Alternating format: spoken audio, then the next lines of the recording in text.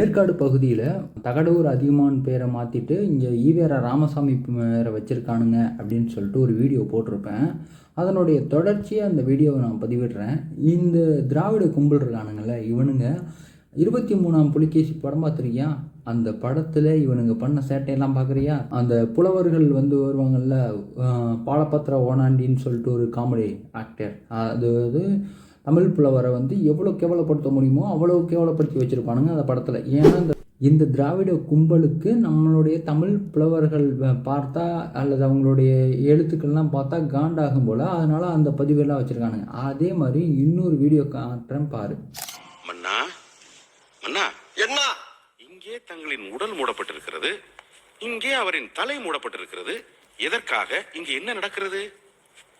அந்த உடல் இந்த தலையோடு இணைய போகிறது. அப்படி என் ராஜதன், இனி எதிர்கால சந்ததிகள் இந்த ஓவியத்தை கண்டாலே கலிந்து விடுவார்கள். 100 வருடங்களுக்கு பிறகு வரப்போகும் மடையர்களுக்கு நான் எப்படி இருந்தேன் என்று தெரியுமா போகிறது?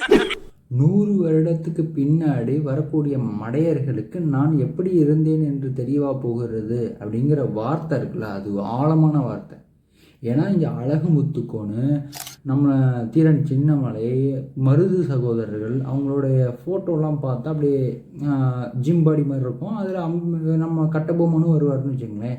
ஆனால் இந்த கும்பல் இருக்கானுங்களே, இந்த கும்பல் கட்டபொம்மனை சொல்லியிருக்க வாய்ப்பே கிடையாது.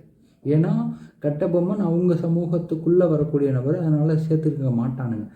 ஆனால் இங்கே யாரை கேவலப்படுத்துகிறான் அப்படின்னு உன்னிப்பாக பார்த்தா தெரிஞ்சு வரும். மருது சகோதரர்கள், அழகுமுத்துக்கோணு, நம்ம தீரன் சின்னமலை, இந்த மாதிரி நிறைய மன்னர்கள் அந்த காலத்தில், அது 1700 காலகட்டத்தில் இருந்த தமிழ் மன்னர்கள் அனைவருமே கட்டுமஸ்தோடு இருக்க மாதிரி தான் நம்ம வரைபடம்லாம் பார்க்குறோம்.